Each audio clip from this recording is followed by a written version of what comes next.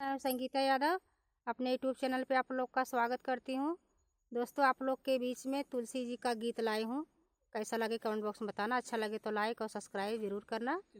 धन्यवाद। ले लो तुलसी का नाम सवेरे उठ के, ले लो तुलसी का नाम सवेरे उठ के।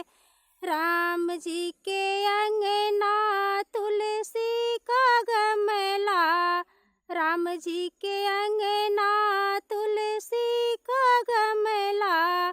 सीता मैया जल चढ़ावे सवेरे उठ के, सीता मैया जल चढ़ावे सवेरे उठ के। ले लो तुलसी का नाम सवेरे उठ के। कृष्ण जी के अंगना तुलसी का गमला, कृष्ण जी के अंगना तुलसी का गमला।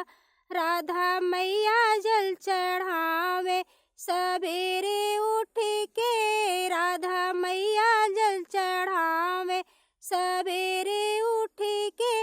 ले लो तुलसी का नाम सवेरे उठ के, ले लो तुलसी का नाम। विष्णु जी के अंगना तुलसी का गमला, विष्णु जी के अंगना तुलसी का गमला। लक्ष्मी मैया जल चढ़ावे सवेरे उठ के, लक्ष्मी मैया जल चढ़ावे सवेरे उठ के। ले लो तुलसी का नाम सवेरे उठ के, ले लो तुलसी का